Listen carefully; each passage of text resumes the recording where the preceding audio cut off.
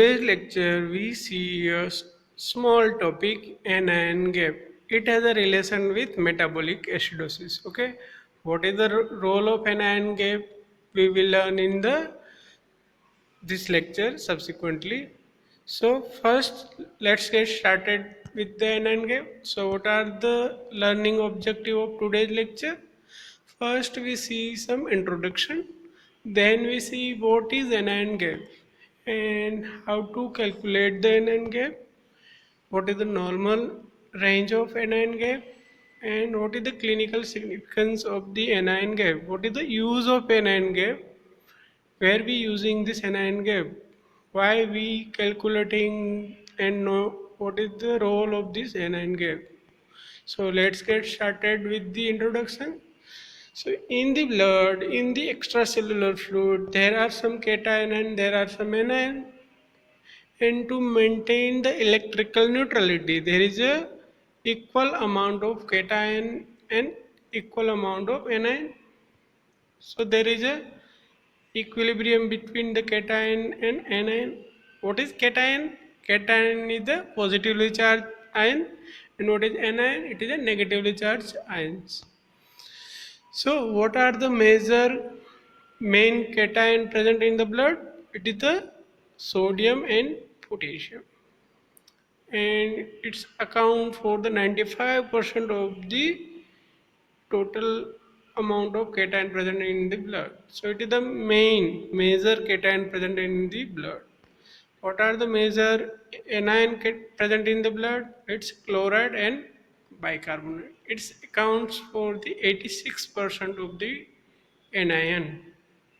So by seeing this value of major cation and major anion, it's there is a obviously always difference between the major cation and major anion because the major cation is the 95% and major anion is the 86%. So there is always difference between major cation and anion. So what is anion gap? Anion gap is a nothing but difference between the major cation and the anion. Measure means what we are measuring in the clinical lab. In routine biochemistry lab, mainly we are measuring the sodium and potassium cation like sodium and potassium, and what are anion which we are measuring in the lab, it's bicarbonate and chloride. There are another cation and another anion which we are not routinely we are measuring in the lab.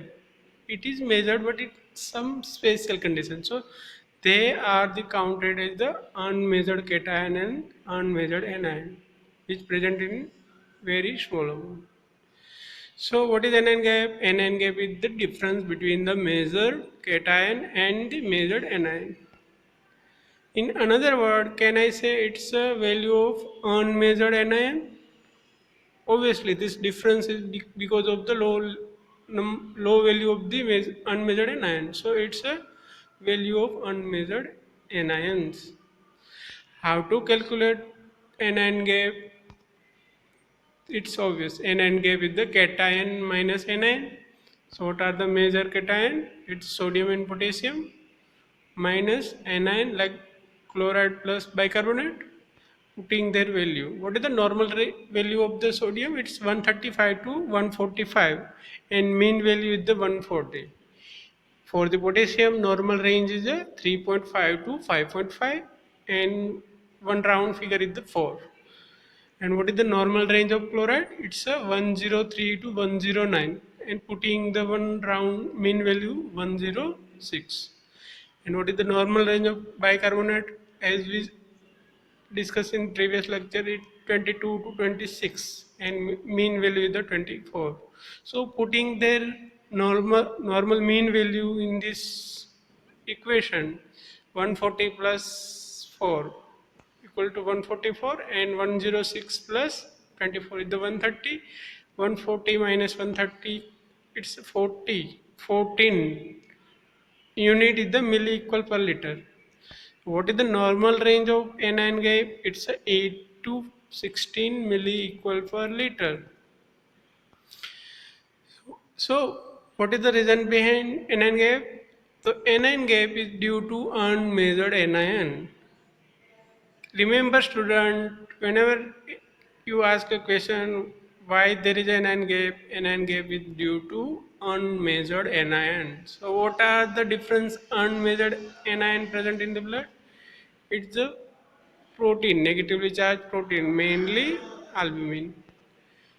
Negatively charged phosphate, sulfate, and the organic acid present in various pathological conditions like lactic acid and ketone body production and formic acid in case of some toxication. So these are the some unmeasured anion give rise to the this anion gap. So let's get what is the clinical significance of the anion gap? What is the use of anion gap? Why we have discussed all this thing? So clinical significance of anion gap is anion gap has a role in differential diagnosis of metabolic acidosis. So it helps in the identifying the cause of metabolic acidosis. Okay, so it helps in identifying the cause of metabolic acidosis.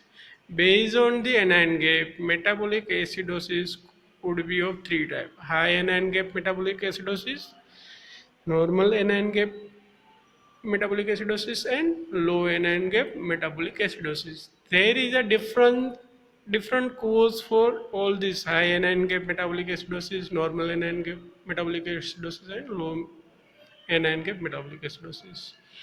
Let's see one by one. High anion gap metabolic acidosis. It is due to high amount of unmeasured anion like albumin, phosphate, sulfate, and organic acid like lactic acid and ketone body.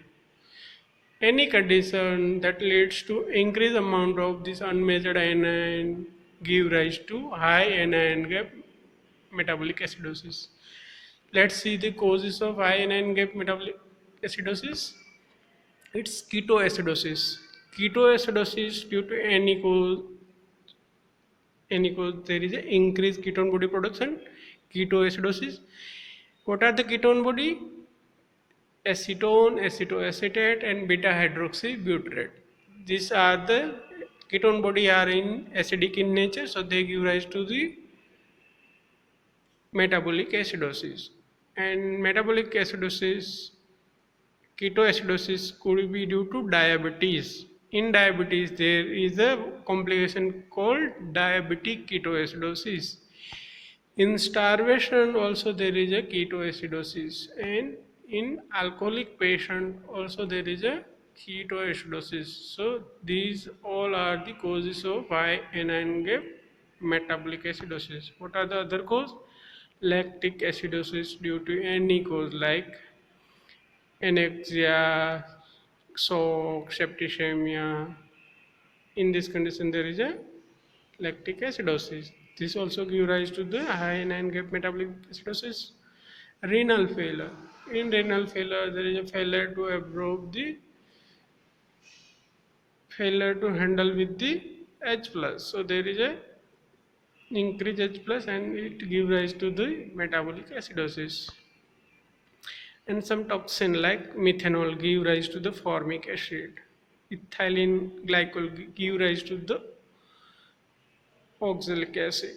These all are the acidic in nature and give rise to the metabolic acidosis. Drugs like aspirin. What is the another name of aspirin? It's the salicylic acid. This also give rise to the metabolic acidosis.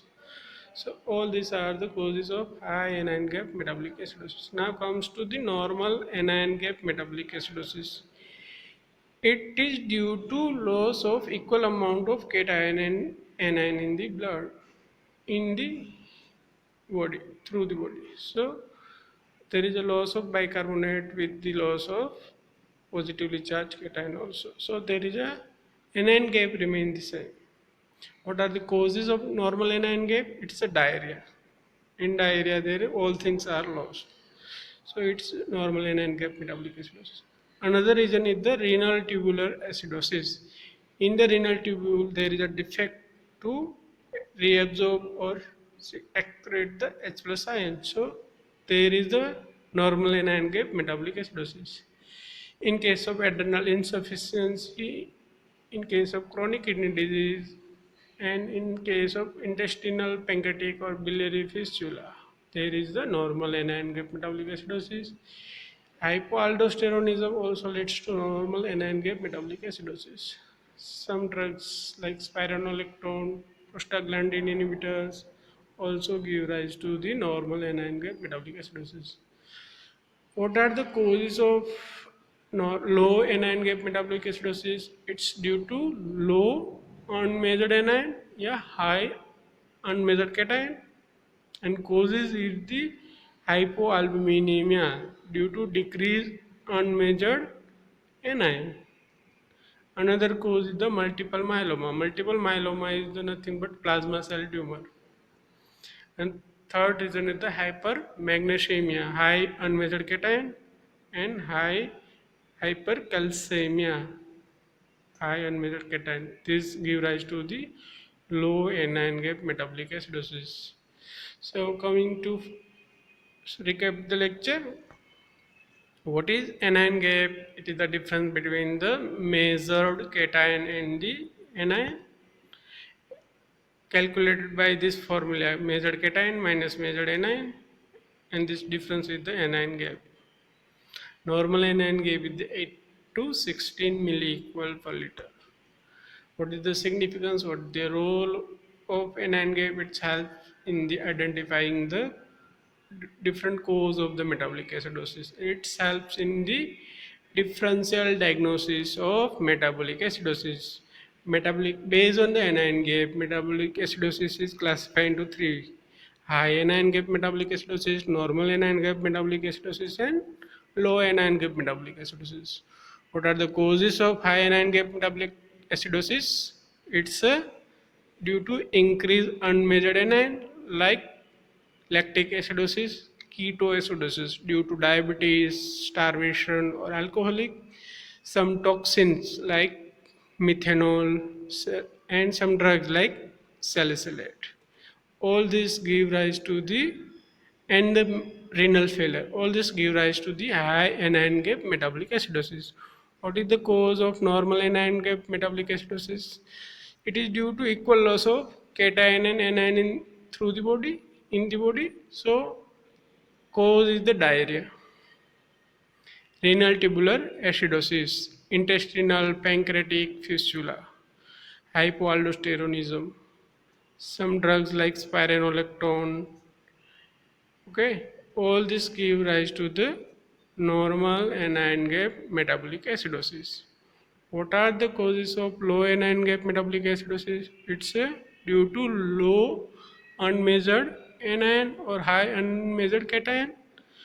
Low unmeasured cation is the hypoalbuminemia, and high unmeasured cation is hypermagnesemia and hypercalcemia. And third cause of low anion gap metabolic acidosis is the multiple myeloma. It's a plasma cell tumor.